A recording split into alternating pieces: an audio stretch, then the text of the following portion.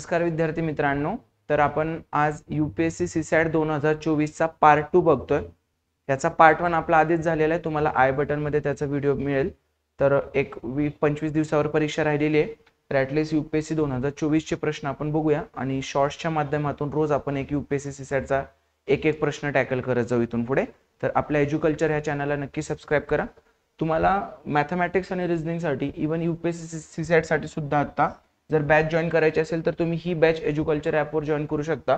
ही batch तुम्हाला UPSC CSAT, CAPF, CISF आणि CDS या तिन्हीसाठी महत्त्वाची ठरणार आहे। तर आपण या तिन्हीच्या दृष्टीने सगळ्या गोष्टी या बॅच मध्ये कव्हर केलेल्या आहेत। तुम्हाला या बॅच मध्ये कन्सेप्ट पण क्लिअर होतील आणि सगळे PYQ सुद्धा तुम्हाला मिळणार आहेत। दोन्ही लँग्वेज मध्ये बॅच आहे आपली, मराठी हिंदी। क्वेश्चन सगळे इंग्लिश मध्ये असतील। वेगवेगळे हे आहेत, फोल्डर आहेत, मराठीचा वेगळा आहे, हिंदीचा वेगळा आहे। तर चला आपण स्टार्ट करू आजच्या प्रश्नापासून। तर आपले जे आधीचे प्रश्न झालेले त्याच्या पुढचा प्रश्न हा आहे, काय म्हणतोय, consider the following statement in respect of sum s is equal to x plus y plus z where x y z are distinct prime number each less than 10 each less than 10 distinct prime number आहेत x y z। So less than 10 चे prime number काय, 2 3 5 7 हे prime number आहेत लेस than 10 चे। ठीक आहे, तर याच्यातून आपल्याला सांगायचं आहे की खालचे स्टेटमेंट काय होणार। The unit digit of s can be 0। Let's see, जर मी xyz 2 प्लस 3 प्लस 5 घेतलं, so 5 plus 3 8, 8 plus 2 10, so unit digit can be 0। Yes, therefore first statement is correct. Then the next one, the unit digit of s can be 9। 9 होतंय का check करू आपण, कुठलं पण तिघांचं combination घेतलं तर याचं तर 0 10 आलं, परत 7 आणि 5 12 आणि 3 15 आलं, परत 7 आणि 3 10 आणि 2 12 आलं, 7 आणि 2 9 नाही होत आहे। म्हणजे आपण किती जरी कॉम्बिनेशन केले तर याचं 9 युनिट प्लेस होत नाही, त्यामुळे second statement is wrong. The unit digit of s can B 5। Can be 5 होतंय का बघू आपण। आता जर मी 3 प्लस 5 प्लस 7 घेतलं, so 5 plus 3 8 plus 7 15, so unit digit can B 5। So third is also correct. So statement 2 is wrong, therefore answer will be 1 and 3 only। UPSC CSAT खूप simple question आहेत, आपण सगळे क्वेश्चन बघू तरी पण तुम्हाला असं वाटेल की आपण हे 10th पर्यंतच नॉलेज लावलेलं आहे याला, त्याच्यावर आपण गेलेलोच नाही। फक्त फॉर्म्युलावर तुम्ही डिपेंड असाल तर अवघड आहे। UPSC फॉर्म्युल्याच्या आधीचं विचारते, तुम्ही बेसिक वर जास्त फोकस करा, कन्सेप्ट वर जास्त फोकस करा, तुम्हाला UPSC CSAT चा पेपर इझिली 90+। फक्त मॅथ रिझनिंगच्या जोरावर म्हणतोय, कॉम्प्रेन्शन मी घेत सुद्धा नाही याच्यात। ठीक आहे, कॉम्प्रेन्शनचा विचार सुद्धा मी केलेला नाही। चलो पुढे जाऊ आपण आता। कन्सिडर द सिक्वेन्स ABCD असं केलंय, तर याच्यात एक पॅटर्न फॉलो होत असतो, तर आपण तो पॅटर्न शोधायचा प्रयत्न करू। मला ABCD दिसतायत, सो इथं D आहे तर मी इथून पार्ट करून घेतो D पर्यंत। ठीक आहे, इथं पण D पर्यंत पार्ट करतो मी, इथं पण D पर्यंत पार्ट करतो, म्हणजे 5-5 चे डिवाइड करून घेतले मी। मग आता मला सांगा, जर मी इथं A टाकलं तर काय होतंय, AABCD होतंय, म्हणजे A डबल घेतलं, परत मी इथं A सिंगल घेतलं, BB डबल टाकलं तर A डबल BCD होतंय, परत AB सिंगल घेतलं, C डबल घेऊ आता, आणि लास्टला काय डबल घेऊ, D डबल घेऊ। So fill in the blanks काय काय येणार, AACD, AACD option number C। हे काही लॉजिक तयार होऊ शकतं, ह्याच्यामध्ये तुम्हाला तुमचं ऑब्झर्वेशन जास्त पाहिजे, त्याच्यातून तुम्हाला हे प्रश्न इझिली सॉल्व्ह होऊ शकतात। ठीक आहे, चलो नेक्स्ट क्वेश्चन आपण बघू। 2 persons P and Q enter into a business, म्हणजे पार्टनरशिपचा क्वेश्चन आहे। P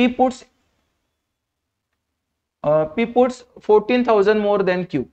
जर समजा P puts 14,000 more than Q, that means Q ने जर Q रुपये भरले असतील, बिझनेस मध्ये इन्व्हेस्ट केले असतील, तर P ने किती केलेत, 14,000 मोर दॅन Q। ठीक आहे, हे कुणाचे, P चे। सरळ लिहून घेऊ, हे P आणि Q। Q ने Q रुपये इन्व्हेस्ट केले, सो P ने Q plus 14,000, Q plus 14,000। But P has invested for 8 months and Q has invested for 10 months। P ने 8 months साठीच इन्व्हेस्ट केले, सो इन्व्हेस्टमेंट इनटू टाइम, आणि Q ने investment into time for 10 months। Okay, if P share is 400 more than Q share out of the total profit of 2000। Okay, total profit 2000 आहे, total profit 2000 आहे, पण त्यांनी काय सांगितलंय, पीच share is 400 more, so P ला 400 मिळाले, क्यू ला 0, सो 1600 राहिले, ते निम्मे निम्मे वाटून घेऊ आपण, 800 and 800. Therefore P will get 1200 and Q will get 800. बघा आहे का 400 मोर आणि आपलं 2000 टोटल सॅटिस्फाय पण झालं. एक नवीन पद्धत आहे इक्वेशन मांडून सोडवण्यापेक्षा, असं सिंपल करून टाकायचं. ठीक आहे, तर आता ह्यांची प्रॉफिटचा रेशो बघू आपण कसा होणार आहे. हे जर इकडे गेलं तर किती होणार आहे, 8Q प्लस 14 into 8 112 000 आणि 10 into Q 10Q. ओके, आणि ह्यांचा प्रॉफिटचा रेशो इकडून किती आला रे, 400 दुनी 800 आणि 400 त्रिक 1200, 3:2. मग मी म्हणू का हा रेशो आपल्याला 3:2 सोबत इक्वेट करायचंय. कसा इक्वेट करणार, सरळ इथं लिहून घेऊ आपण, 8Q plus 112 000 upon 10Q is equal to 3:2. Cross multiplication करू आपण, 16Q plus 224 000 is equal to 30Q. So इकडे तिकडे करा, 16Q तिकडे केले, 14Q आलं, 14Q. So 14Q is equal to 224 000. So Q will be 14 एक्के 14 उरले 8, 14 सख्ख 84. So Q किती आला, 16,000. Therefore P will be, P किती येणार, 14,000 मोर आहे, सो 16 प्लस 14 30,000. P किती आला रे, 30,000. त्यांनी काय विचारलंय, what is the capital contributed by P, 30,000. बस आपल्याला काय माहित पाहिजे, प्रॉफिटचा शेअर कसा करतो आपण, profit is equal to investment into time, profit is equal to investment into time. Okay, calculation खूप सिंपल असतात UPSC चे, फक्त ह्या कन्सेप्ट माहित असणं गरजेचं आहे. P's salary is 20% lower than Q's salary, which is 20% lower than R salary. तिघांच्या सॅलरी दिलेत आपल्याला, P, Q and R. Okay, so तिघांच्या सॅलरी काय आहेत, P's salary is 20% lower than Q. जर मी Q ची सॅलरी 100 पकडली तर P ची किती होणार आहे, 20% lower, that means 80. Which is Q's salary which is 20% lower than R, आणि Q ची सॅलरी R पेक्षा 20% लोअर आहे, सो R ची मी 100 पकडली तर Q ची किती होणार, 80. सो करा, पहिल्यांदा 0 0 घालवून घेऊ, हे 0 आणि हे 0 गेले, आणि आता नॉर्मल पद्धतीने करू. 10 into 8 80, 8 into 8 64 and 10 into 10 100. So हे अझम्पशन आहे सगळं. त्यांनी काय विचारले, by how much percentage R salary more than P salary, R ची सॅलरी किती टक्क्यांनी जास्त आहे पी च्या सॅलरी पेक्षा.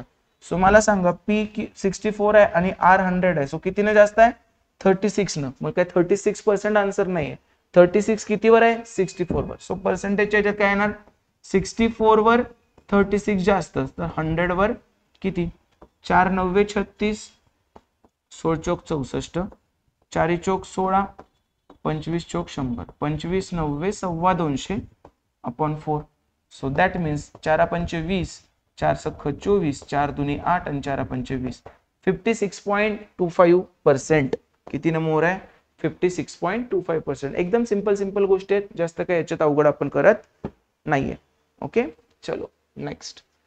A number is mistakenly divided by 4 instead of multiplying by 4. तर तो नंबर मी 100 अजून केला, तर तो काय केलाय, डिवाइड केलाय 4 न. So 100 divided by 4. पण ऍक्च्युअल मध्ये करायचं काय होतं, मल्टिप्लाय करायचं होतं 100 into 4. कुठलाही घेऊ शकता, 100च घेतला पाहिजे असं काय नाही, तुम्ही कुठलाही घ्या. सो 400, म्हणजे रियालिटी मध्ये उत्तर काय आलं पाहिजे होतं 400, पण उत्तर काय आलं, काय 25, म्हणजे 375 कमी आलं. So there is a change of 375, पण सगळा चेंज त्यांनी पर्सेंटेज मध्ये विचारलाय, तर आपण काय म्हणू शकतो, 400 वर 375 चा चेंज आला, तर 100 वर किती, 2020 गेले, 4 9 36 उरला 1, 4 त्रिकोण 12 उरले 3, 4 7 28, 4 5 20. चेंज कितीचा आहे रे, 93.75% चा चेंज आलेला आहे. सिंपल आहे कॅल्क्युलेशन, बघ युक्तीचे कॅल्क्युलेशन आहेत. ठीक आहे, मागचं पण लेक्चर बघायचं आहे तुम्हाला, मी आय बटन मध्ये डिस्क्रिप्शन मध्ये पण देतो. ठीक आहे, एकदम सिंपल आहे, UPSC अजिबात अवघड नाही.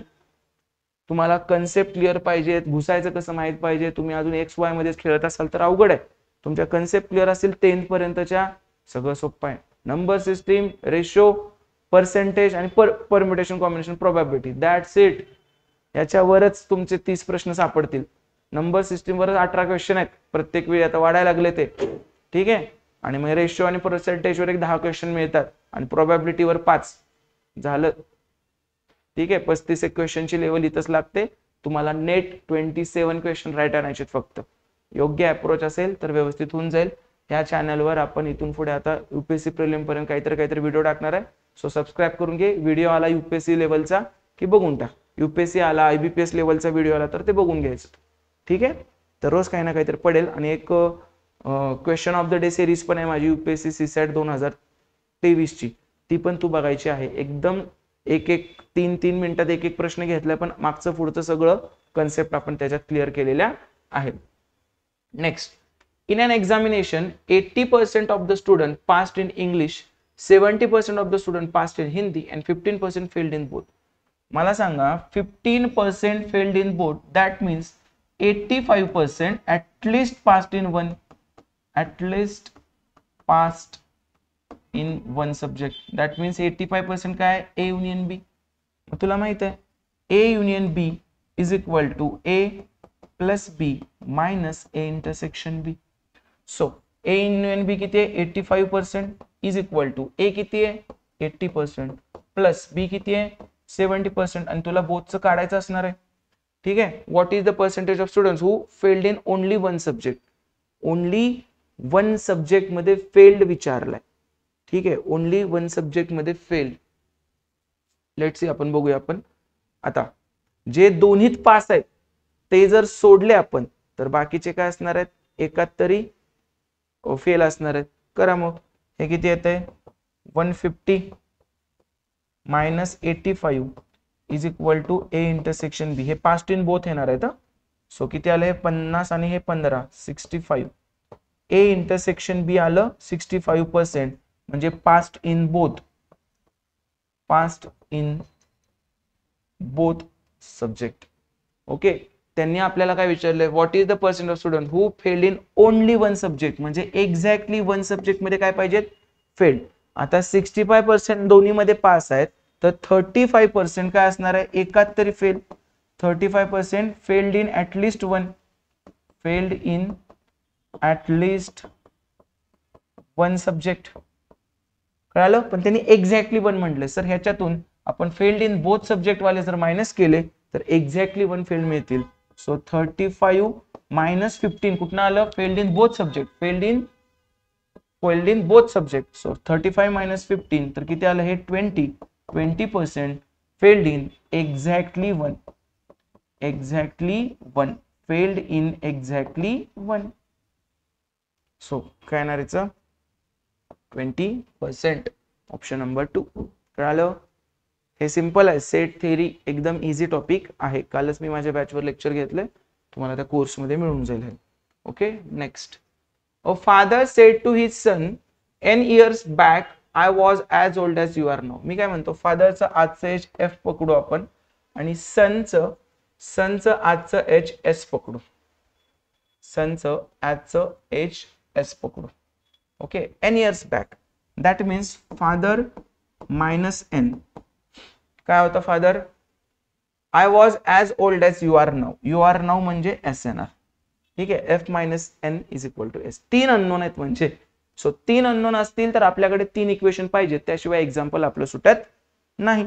मग सांगा मला आता second, my present age is, म्हणजे फादरचं present age is 4 times your age n years back.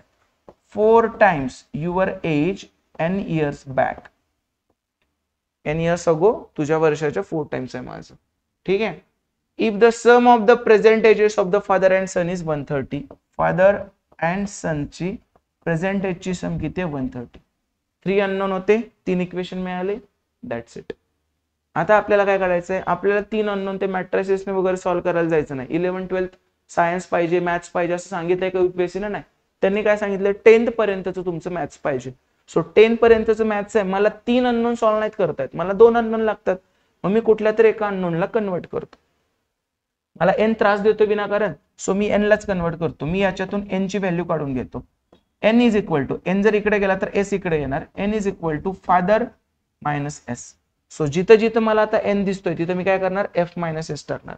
आता हे सेकंड इक्वेशन माझं कसं होतंय बघा. त्याच्यातून सेकंड इक्वेशन माझं कसं होणार आहे, f is equal to 4 into s minus n, s minus n, n किती आहे, f minus s, f minus s. Done. आता नीट लिहू यायला, 4 into bracket s minus f minus s, that means 4 into bracket plus होणार, minus minus plus, 2s minus f. Done. So 8s minus 4f is equal to f, 4f इकडे आलं तर 5f is equal to 8s. That means f is equal to 8/5s. आता मला काय मिळालं, f ची s च्या फॉर्मॅट मधली व्हॅल्यू मिळाली. मग इथे मी पुट करू. आता मी याच्यामध्ये ती व्हॅल्यू पुट करतो. तर f is equal to 8/5s plus s is equal to 130. Cross multiplication करा. 8s plus 5s 13s upon 5 is equal to 130. So 13 10 130, 10 5 50. Therefore s is equal to 50.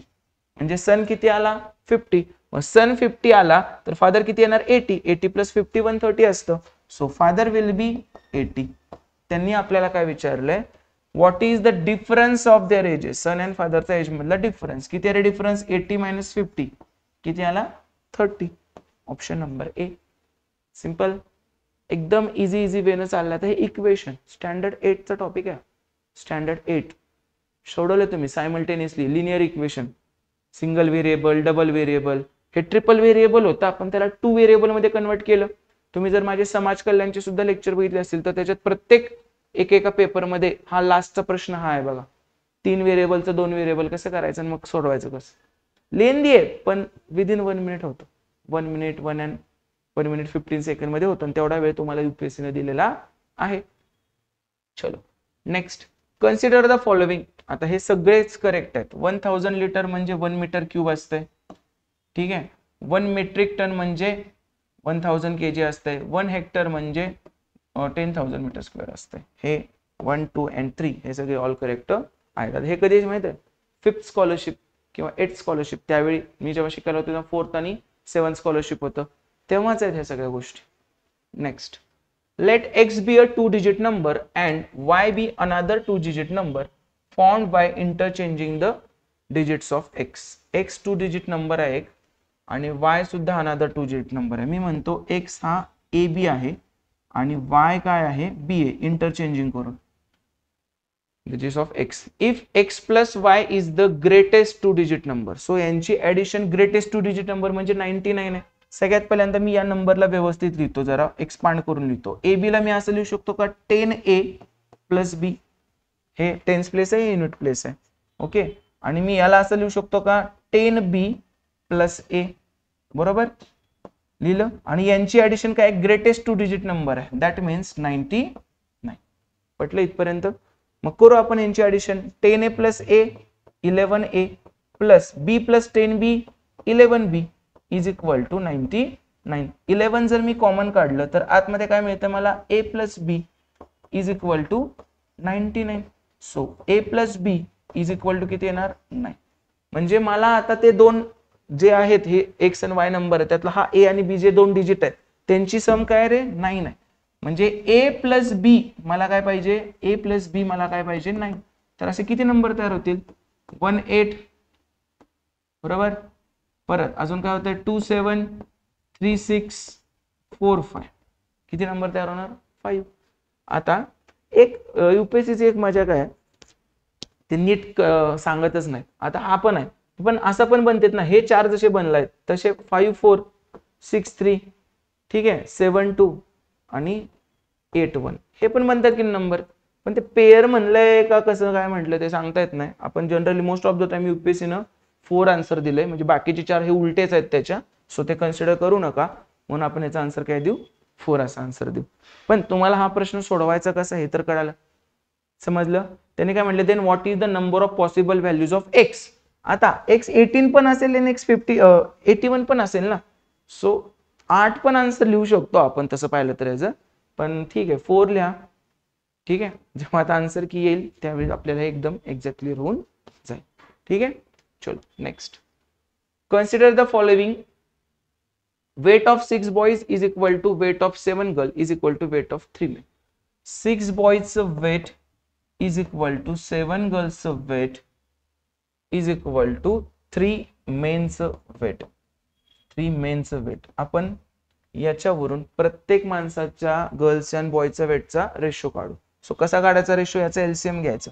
याचा एलसीएम काय 42.